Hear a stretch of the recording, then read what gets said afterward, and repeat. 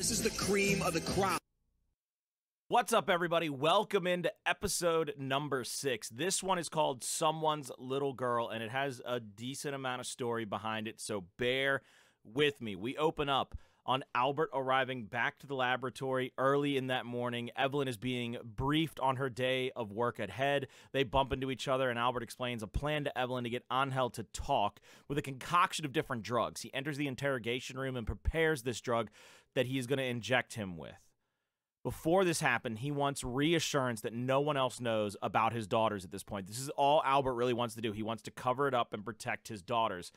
Angel dies, and Evelyn accuses him of possibly being the mole inside of the company. And there is this really heated exchange. When Wesker goes to leave, though, the security team, well, they stop him. We go to the title card, and we jump back into the present, where Jade, still covered in blood, is back inside that Brotherhood hideout. And her sister Billy, after unmasking herself, has infiltrated with the team and eliminated basically everyone and everything inside of this hideout except for a few prisoners that they are going to be taking. Thankfully, though, they finally explain why Jade has a gap in her teeth as an adult. She had her 2 front teeth busted out, but they put implants in with a gap. Sounds weird, is weird, not going to worry about it too much. It was just funny to me that young Jade had no gap. Adult Jade had a gap, and then they explain it away by saying that she had implants put in, when in reality you'd think they'd put implants in as perfect teeth. Jade makes a final desperate argument about how she will never go back to Umbrella, how they are the big bad of this entire world. Billy starts to have a little breakdown, tears up, and admits that sooner or later this virus is going to take over her body. She releases Jade from her chains, tells her she has to hit her in the face to make it look believable, and removes the tracking chip from Jade's body and gives her a momentary chance to escape.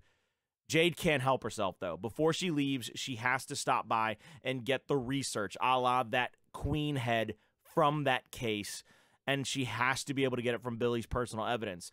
She makes it to the beach with the head intact, and a university search team ends up finding her on that beachhead, and they're going to take her back to where the university is, really. And what we find out here is that the university is not a place, it's not an idea. The university is actually a boat floating in the water. As Jade sees all those she has missed for months, one of the rescue team's husbands or their partner, I can't tell that they're married or not, they don't really make a comment about it, runs up to hug her, and Jade, of course, wants to know where her family and her welcome party is because she's unbelievably selfish. Finally, we see her interact with her daughter and a man that the girl calls dad, and there's a brief, sweet moment immediately followed by Jade wanting more of an I miss you from these two people. She wants more fanfare, more I miss yous, I loved you, and I was so worried. During the conversation, Jade takes another shot at her dad and is called out for being more like her dad than she wants to admit, and her and the man that her daughter called her dad get into a bit of an altercation, and Jade lets it slip that this man isn't her daughter's real father. This is where things get really heated, really escalate, and this man goes off to be with the daughter, which really only escalates everything, and they separate from one another. Jade goes to have a shower, and as she washes everything off of her, she may be getting clean, but her past still stains her. You see it when she looks directly into the mirror.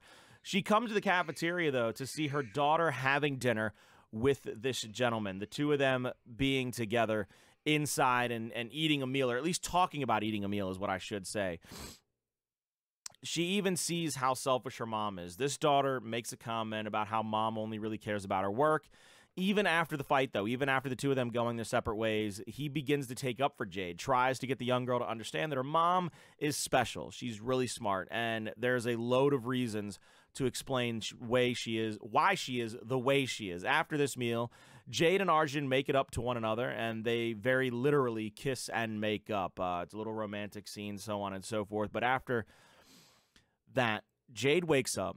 Arjun is already up and about, starting his day, and they kind of talk it out. They hash it out, talking about how Billy is still sick, about how her dad is dead. But Jade can't take any more time off. She immediately has to go to the lab. She gets to the lab that's on the ship, and upon entering it, the other scientist in the lab is throwing up. Her name is Rita, and Jade immediately calls her out for being pregnant. They share a moment of motherhood together, talking about what it's like, how she's going to need that adrenaline, about going through the motions of being pregnant, prepares you for being a mother.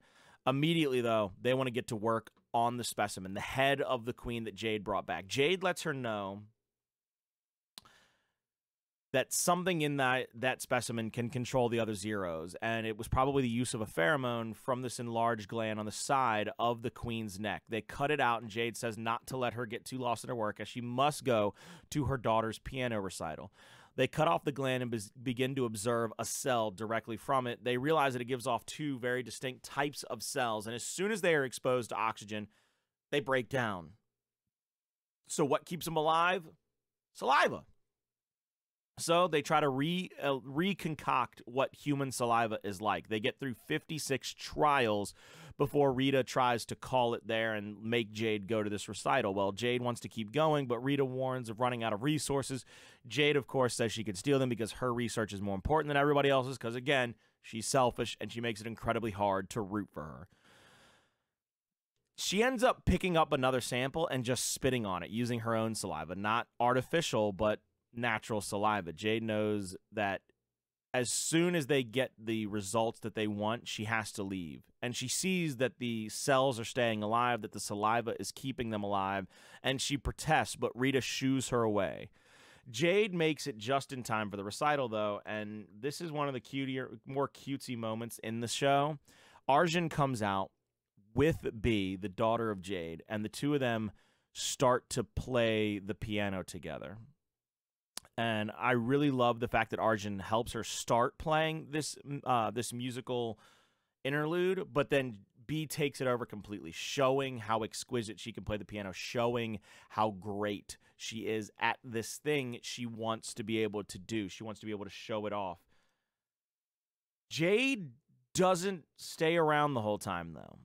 And it's really upsetting to see that even in this moment, she leaves early, and Jade is so wrapped up in her work that she doesn't want to wait for the test results. She doesn't want to wait 2 weeks to test it again on an actual zero.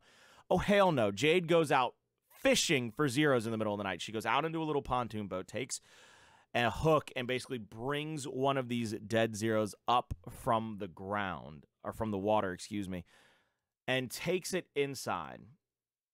She gets it into the lab, and she is tying it up to these pipes when Bee enters the lab. Bee is afraid of the zero, but Jade says she's taking every precaution necessary and for Bee to stay on the opposite side of the lab. She's going to spray herself down with a pheromone and actually get close to the zero. As she gets closer and closer, you can tell that the zero is not interested in her. The zero doesn't care about her whatsoever. It's not until Bee kind of comes into sightline and makes a noise that the zero was kind of awakened from its dormant state and wants to chase down Bee. Bee takes off, Jade in tow, and the zero actually runs into Rita, the other scientist that's been working with Jade this entire time, and bites her neck, rips it from her, and Rita's laying on the ground dying. This is when Rita's husband, the first person they saw when they got back to the boat, as well as Arjun and a couple of other armed guards, come into this area. And it is a really upsetting moment where they're going to pull, like, Rita's husband's going to pull a gun on Jade and shoot her. Arjun steps in at the last second, saving Jade.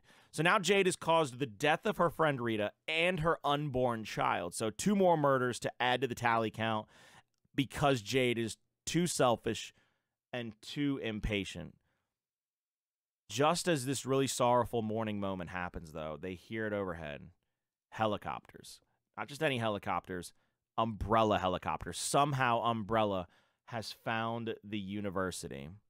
We cut back to the past where Angel is on an autopsy table getting cut open by one of the scientists in the lab. He begins to convulse and his skin turns beet red with rash and is clearly infected with the T virus, and it spreads incredibly quick, and Albert is caught inside of his prison cell, sitting there trying to pace, trying to figure out how he's going to get out of here, when a voice calls from him from the other side. And it sounds just like himself, which is kind of eerie, but he looks through the little peephole inside of his cell and he sees it. It's somebody that looks exactly like him.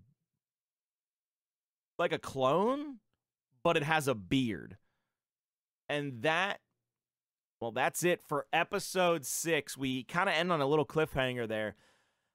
This episode to me showcases just how selfish Jade Wesker is. It absolutely kills me that the writers and the way that they built this show is basically Jade is your hero of the show. She's running from this big evil corporation, but don't worry, she's going to get a gang of people killed. And every time you think she's going to be okay, she shows just how selfish she is and gets somebody else killed or something else goes wrong because Jade has to have it her way. And as you kept hearing in the past, it's the Jade show. It's the Jade show. Nothing else matters. And it's horrific to watch. The episode itself, pretty cool. Nice little pheromone thing. The cells getting split up. I only give it, though, like a 2. This is probably one of the worst episodes. A lot of exposition, a lot of setting up in this episode, really slowly paced, really tedious. I think the best parts of the episode is that Albert wants to cover up for his daughters yet again. That's all he really wants is to protect his daughters. And it's also really cool that they could create a pheromone to where the Zeros don't attack something, and the opposite end of the spectrum where if they cover it in this pheromone, it's all the Zeros want to attack. So that's also cool. So 2 out of 5 for me. Probably my least favorite episode thus far. Not looking great, but we got 2 more episodes to go. 7 and 8. Hope you join me for both of those. Leave a like, leave a comment. Tell me what you thought of this one in the comments down below. Appreciate each and every one of you for watching. I'll see you next time.